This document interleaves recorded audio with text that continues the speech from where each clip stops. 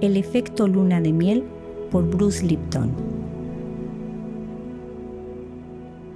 Capítulo 1. Nuestro instinto de asociación. Va más allá de la capacidad de nuestra imaginación concebir una forma de vida que sea capaz de existir sola e independiente, aislada de otras formas. Lewis Thomas. Si eres un superviviente de múltiples relaciones fallidas, es posible que te preguntes ¿por qué sigues intentándolo? Puedo asegurarte que no insistes para disfrutar de los buenos momentos que a veces duran muy poco, y no insistes porque los anuncios de televisión no dejen de mostrar a parejas enamoradas en islas tropicales. Insistes porque, a pesar de tu historial y de las descorazonadas tasas de divorcio, estás diseñado para asociarte. Los seres humanos no han sido creados para vivir solos. Existe un imperativo biológico que nos impulsa, tanto a los seres humanos como a todos los demás seres de este planeta, a formar una comunidad, a relacionarnos con otros organismos, tanto si eres consciente de ello como si no. Tu biología te presiona para que te relaciones. De hecho, la unión de los individuos en comunidades es una fuerza básica que conduce a la evolución biológica, un fenómeno que yo he llamado evolución espontánea y que comenté en profundidad en el libro La biología de la transformación. Hay, por supuesto, otros imperativos biológicos diseñados para asegurar la supervivencia del individuo y de la especie: la necesidad de comida, de sexo, de crecimiento, de protección y la feroz e inexplicable necesidad de luchar por la vida. No sabemos dónde ni cómo esa voluntad de vivir se ha programado en nuestras células, pero es un hecho que ningún organismo renuncia fácilmente a la vida. Intenta matar al más primitivo de los organismos y esa bacteria no te dirá: vale, esperaré a que me mates. En cambio, pondrá en marcha todas las maniobras evasivas que tiene en su poder para asegurar su supervivencia. Cuando nuestros instintos biológicos no son satisfechos, cuando nuestra supervivencia se ve amenazada, tenemos una sensación rara en el estómago que nos dice que algo va mal antes incluso de que nuestra mente consciente se dé cuenta del peligro. Esa sensación visceral se siente hoy día a nivel global. Muchos de nosotros notamos un malestar interior cuando pensamos en la supervivencia de nuestro dañado planeta y en los seres humanos que lo han dañado. La mayor parte de este libro se concentra en la forma en que los individuos pueden crear o reavivar relaciones maravillosas, pero en el capítulo final explicaré cómo la energía generada por las relaciones, paraíso en la Tierra, puede sanar el planeta y salvar nuestra especie. Se trata de un objetivo difícil, lo sé, pero tenemos a nuestra disposición un modelo extremadamente satisfactorio para crear las relaciones sanadoras que al final conducirán a la curación de nuestro planeta. Como dicen algunos místicos, la respuesta se encuentra en el interior.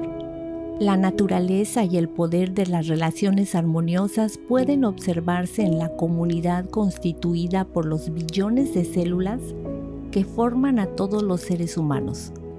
Puede que esto te parezca raro en un principio porque, como es lógico, cuando te miras en el espejo das por sentado que eres una entidad única. Sin embargo, eso es un enorme error de percepción. En realidad, cualquier ser humano está formado por una comunidad compuesta por unos 50 billones de células dentro de una caja de Petri recubierta de piel. Una idea sorprendente que explicaré más a fondo en el capítulo 3. Como biólogo celular, he pasado muchas horas felices estudiando el comportamiento y el destino de las células madre en placas de cultivo plásticas. Los billones de células que contiene nuestro cuerpo humano recubierto de piel viven mucho más armoniosamente que las parejas reñidas o las comunidades humanas arrasadas por las luchas. Esta es una razón excelente para aprender de ellas. 50 billones de células sensibles, 50 billones de ciudadanos que viven juntos en paz dentro de una comunidad de enorme complejidad. Todas las células tienen su trabajo. Todas las células disponen de cuidados sanitarios, protección y una economía viable basada en el intercambio de moléculas de ATP, las unidades de energía biológicas a las que los biólogos se refieren a menudo como las monedas del reino.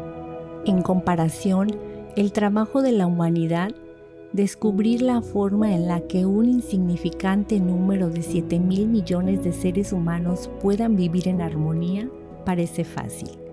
Y en comparación con la comunidad cooperativa de 50 billones de células que forman nuestro cuerpo, el esfuerzo de una simple pareja, descubrir cómo dos seres humanos pueden comunicarse y vivir en armonía, parece pan comido, aunque sé que a veces puede resultar el mayor desafío al que nos enfrentamos en el mundo. Te garantizo que los organismos unicelulares, que fueron las primeras formas de vida en este planeta, pasaron un montón de tiempo, casi 3,000 millones de años, intentando descubrir cómo asociarse entre ellos. Ni siquiera yo tardé tanto. Y cuando empezaron a unirse para formar seres pluricelulares, al principio se organizaron en comunidades libres o colonias compuestas por organismos unicelulares. Sin embargo, la ventaja evolutiva de vivir en una comunidad, más consciente del entorno y con el trabajo repartido entre todos, pronto derivó en organismos altamente estructurados, compuestos por millones, miles de millones y después billones de células únicas que interactúan socialmente. Estas comunidades pluricelulares varían en tamaño desde las más macroscópicas a aquellas que pueden observarse a simple vista. Una bacteria, una ameba, una hormiga, un perro, un ser humano, etc. Sí, ni siquiera las bacterias viven solas. Forman comunidades dispersas que mantienen una comunicación constante mediante señales químicas y virus. Una vez que las células encontraron un modo de unirse para crear organismos de todas las formas y tamaños, estos nuevos seres pluricelulares recién evolucionados empezaron a unirse también en comunidades. Por ejemplo, a nivel macroscópico, los álamos templones forman un superorganismo compuesto por enormes extensiones de árboles genéticamente idénticos conectados por un único sistema radicular subterráneo. La mayor alameda conectada conocida es una extensión de 430,000 metros cuadrados situados en Utah y apodada Pando. Según algunos científicos, es el mayor organismo del mundo. La naturaleza social de las asociaciones multiorgánicas armoniosas puede proporcionarnos importantes conocimientos aplicables a la civilización humana. Un gran ejemplo es la hormiga, que al igual que un ser humano es un organismo social pluricelular. Si apartas a una hormiga de su comunidad, morirá. De hecho, una hormiga es en realidad un suborganismo. El verdadero organismo es la colonia de hormigas. Lewis Thomas describió a las hormigas de la siguiente manera: las hormigas se parecen tanto a los seres humanos que resulta embarazoso. Cultivan hongos, crían pulgones como ganado, envían ejércitos a la guerra, utilizan aerosoles químicos para alterar y confundir a sus enemigos, capturan esclavos, se sirven de la explotación infantil, intercambian información incesantemente. Lo hacen todo salvo ver la televisión. El impulso natural de formar comunidades también es fácil de observar en las especies mamíferas, como los caballos. Los rebeldes potros corretean alrededor de sus padres y los molestan, al igual que hacen los niños humanos. Para meter en vereda a los potros, los padres les muerden a modo de refuerzo negativo. Si esos pequeños mordiscos no funcionan, los padres utilizarán el castigo más efectivo de todos. Obligan a los potrillos que se comportan mal a apartarse del grupo y no les permiten regresar a la comunidad. Este resulta ser el castigo definitivo hasta para los potros más salvajes y descontrolados, que harán todo lo que sea necesario para poder volver a la comunidad. En las comunidades humanas podemos arreglárnoslas solos como individuos durante mucho más tiempo que una simple hormiga, pero es probable que nos volvamos locos en el proceso. Recuerdo la película Náufrago, en la que Tom Hanks interpreta a un hombre que queda varado en una isla del sur del Pacífico. Utiliza la sangre de su mano para dibujar una cara en un balón de voleibol de la marca Wilson, al que llama Wilson, para poder tener a alguien con quien hablar. Al final, después de 4 años, da un arriesgado paso y se aleja de la isla en una balsa que él mismo ha fabricado en un intento por encontrar a alguien con quien comunicarse y no tener que estar solo en la isla, a pesar de que ha descubierto cómo asegurarse la comida y el agua, es decir, cómo sobrevivir. La mayoría de la gente piensa que el impulso de propagación es el imperativo biológico más básico de los humanos, y no hay duda de que la reproducción del individuo es fundamental para la supervivencia de la especie. Esa es la razón por la que la mayoría de nosotros encontramos el sexo tan placentero. La naturaleza quería asegurarse de que los humanos sintieran el deseo de procrear y mantener la especie. Sin embargo, Hanks no se aleja de la isla para propagarse, se aleja de la isla para poder comunicarse con alguien que no sea una pelota de voleibol. Para los humanos, unirse en parejas, lo que los biólogos llaman formación de pares, es algo más que simple sexo encaminado a la propagación de la especie. En una conferencia titulada La particularidad de los humanos, el neurobiólogo y primatólogo Robert Sapolsky explica lo únicos que son los seres humanos a este respecto. En ocasiones, no obstante, el desafío consiste en que nos enfrentamos a algo en lo que somos absolutamente únicos. No existen precedentes en el mundo animal. Dejen que les ponga un ejemplo, uno sorprendente. Bien, piensen en una pareja. Sus componentes llegan a casa al final del día. Hablan, se toman la cena, hablan, se van a la cama, tienen relaciones sexuales, hablan un poco más, duermen, al día siguiente hacen exactamente lo mismo. Llegan a casa del trabajo, hablan, cenan, hablan, se van a la cama, mantienen relaciones sexuales, hablan, se quedan dormidos, hacen esto cada día durante un mes entero. Una jirafa se sentiría asqueada ante algo así. En el reino animal de ahí afuera no hay prácticamente nadie que mantenga relaciones sexuales sin ánimos reproductivos día tras día, y nadie habla después de ello. Para los humanos, el sexo con fines reproductivos es crucial hasta que una población se estabiliza. Cuando las poblaciones humanas alcanzan un estado de equilibrio y seguridad, el sexo reproductivo disminuye. En Estados Unidos, donde la mayoría de los padres esperan que sus hijos sobrevivan y desean no acabar en la calle pidiendo limosna cuando sean ancianos, la media de descendientes por familia es inferior a 2. Sin embargo, cualquier población amenazada iniciará el periodo reproductivo antes y se reproducirá más.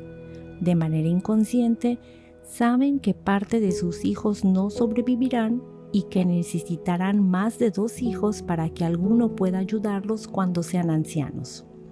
En la India, por ejemplo, pese a que la tasa de fertilidad se ha reducido un 19% en una década hasta situarse en el 2.2 en las zonas más pobres, donde las familias se enfrentan a tremendos desafíos para sobrevivir, la tasa puede llegar a ser hasta 3 veces mayor. Sin embargo, incluso en las sociedades donde el impulso reproductivo se ve reducido, existe un incentivo para el emparejamiento, ya que el instinto de asociarse supera al de procrear. Las parejas que no tienen niños pueden crear relaciones maravillosas y hay muchas que no los tienen por decisión propia. En 2 es suficiente, Guía de pareja para vivirse niños por elección, la autora Laura Scott explora los motivos por los que algunos renuncian a esa experiencia. Scott comienza el libro con una conversación que mantuvo con un amigo de su marido que en aquel momento acababa de ser padre. Entonces, ¿por qué te casaste si no querías tener hijos? ¿Cómo? Pues por amor. Por compañía, respondí. Su pregunta me desconcertó y me dejó sin palabras, algo poco habitual en mí. Él inclinó la cabeza hacia un lado y esperó a que añadiera algo más con verdadera curiosidad. En aquel momento me di cuenta de lo extraña que debía de parecerle. Era una persona que no podía imaginarse la vida sin hijos, intentando comprender a una persona que no podía imaginarse la vida con hijos. Scott empezó a investigar el tema y descubrió que, según un sondeo de población del año 2000, había 30 millones de parejas casadas en Estados Unidos que no tenían hijos. Y también que la Oficina del Censo de Estados Unidos preveía que las parejas casadas con hijos serían tan solo el 20% en 2010. Scott realizó también su propio sondeo con las parejas que no tenían hijos por elección y descubrió que un motivo importante para no hacerlo era lo mucho que valoraban sus relaciones. Uno de los maridos encuestados dijo: mantenemos una relación feliz, amorosa y plena tal y como estamos. Resulta reconfortante saber que la dinámica de la relación con mi esposa no cambiará. Quizás si más gente se diera cuenta de que el emparejamiento en los organismos superiores se debe sobre todo al vínculo y no al instinto de reproducción, habría menos prejuicios contra la homosexualidad. De hecho, la homosexualidad es natural y común en el reino animal. En una revisión de la literatura científica realizada en 2009, los biólogos de la Universidad de California, que abogaban por más estudios sobre el impulso evolutivo del comportamiento homosexual, declararon: la variedad y la ubicuidad de las relaciones animales entre el mismo sexo son impresionantes. Se ha observado miles de ejemplos de cortejos, emparejamientos y copulación entre seres del mismo sexo de muchas especies, entre las que se incluyen mamíferos, aves, reptiles, anfibios, insectos, moluscos y nematodos. Un buen ejemplo son las gaviotas plateadas. El 21% de las hembras de gaviota plateada se emparejan con otra hembra al menos una vez en su vida, y un 10% son exclusivamente lesbianas. Puesto que nuestro instinto es formar vínculos, tanto si estos son homosexuales como si son heterosexuales, necesitamos entender cómo pretende asociarnos la naturaleza, y este es el objetivo de este libro.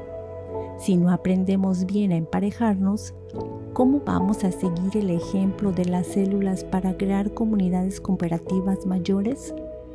hasta que aprendamos a emparejarnos bien, la siguiente etapa de nuestra evolución, en la que los humanos se unirán para formar un superorganismo gigante llamado humanidad, quedará estancada. Si las hormigas pueden hacerlo, los seres humanos también podemos.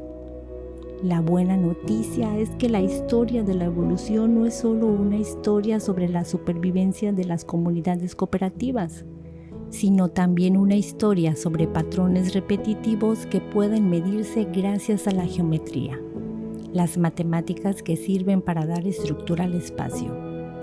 Los seres humanos no crearon la geometría, la dedujeron a partir del estudio de la estructura del universo, porque éste proporciona un modo de comprender la organización de la naturaleza. Como escribió Platón, la geometría existía antes de la creación. Los patrones repetitivos de la nueva geometría, la geometría fractal, revelan un emocionante descubrimiento sobre la naturaleza de la estructura del universo. Aunque algo en nuestro interior nos dice que nos encontramos en un punto crítico, la geometría fractal deja muy claro que el planeta ya ha estado con la soga al cuello en otras ocasiones. Y en cada una de ellas, aunque ha habido víctimas en el camino, siempre emergió algo mejor de las crisis. Los cálculos matemáticos implicados en la geometría fractal son en realidad bastante sencillos.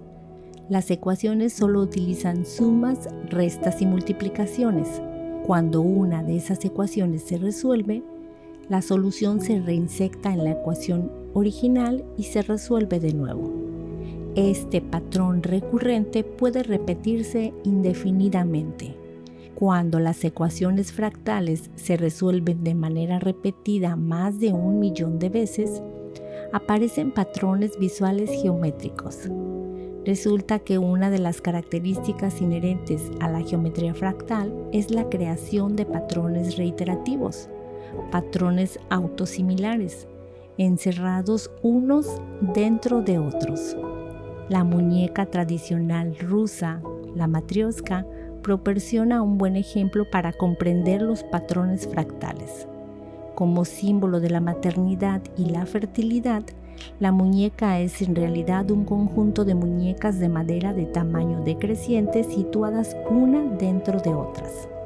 Cada muñeca es una miniatura, aunque no necesariamente una réplica exacta de las de mayor tamaño. Del mismo modo que las muñecas rusas, los patrones repetitivos de la naturaleza dejan clara su organización fractal. Por ejemplo, el patrón de las ramitas de una rama se parece al patrón de las ramas principales que salen del tronco. El patrón de un río importante es similar al de los afluentes más pequeños. En el pulmón humano, el patrón de ramificación de los bronquios se repite en los bronquiolos más pequeños. Por más complejos que sean los organismos, siempre muestran patrones repetitivos. Estos patrones reiterativos hacen que resulte más fácil comprender el mundo natural. A pesar de la evolución de creciente complejidad en la estructura de las comunidades cooperativas pluricelulares, lo asombroso es que en la fisiología de los seres humanos no existen nuevas funciones que no estén ya presentes en las más sencillas células que ocupan el eslabón más bajo. Los sistemas digestivos, excretor, cardiovascular, nervioso e incluso el sistema inmune están presentes en casi todas las células que componen nuestro cuerpo. Dime una función del cuerpo humano y yo te mostraré dónde se originó en un principio dentro de una única célula. Estos patrones fractales repetitivos implican que todo lo que sabemos sobre los organismos más sencillos de la naturaleza puede aplicarse también a los más complejos como los seres humanos. De modo que si quieres comprender la naturaleza del universo, no hace falta que lo abarques por entero. Puedes estudiar sus componentes como hice yo cuando era biólogo celular. Los patrones repetitivos de la geometría fractal proporcionan un marco científico para el principio que la mística denomina, Como es arriba, es abajo. Está claro que somos parte del universo y no una reconsideración tardía cuyo trabajo es conquistar la naturaleza. Una biosfera construida a base de patrones fractales repetitivos también ofrece la oportunidad de predecir el futuro de la evolución repasando nuestra historia pasada. En cambio, la teoría darwiniana convencional sostiene que la evolución se inicia mediante mutaciones aleatorias, accidentes genéticos, lo que implica que no podemos predecir el futuro. Sin embargo, si seguimos los pasos de las células, nuestro futuro debería ser cada vez más cooperativo y armonioso, de modo que los seres humanos, empezando por la formación de parejas, puedan aprender a cooperar para formar un organismo comunal evolucionado llamado humanidad. En lugar de maldecir nuestra mala suerte en las relaciones, debemos reconocer que nuestros esfuerzos por asociarnos son un instinto fundamental de la naturaleza y que esas asociaciones pueden ser armoniosas y cooperativas. Debemos seguir el sabio consejo de Rumi. Ayer era inteligente, así que quería cambiar el mundo. Hoy soy sabio, así que me estoy cambiando a mí mismo. Cuando empezamos a vivir en armonía con la naturaleza y con nosotros mismos, podemos avanzar hacia la creación del efecto luna de miel en nuestras vidas, donde las relaciones se basan en el amor, la cooperación y la comunicación. En el capítulo siguiente exploraremos la forma más básica de comunicación entre los organismos, las vibraciones de energía.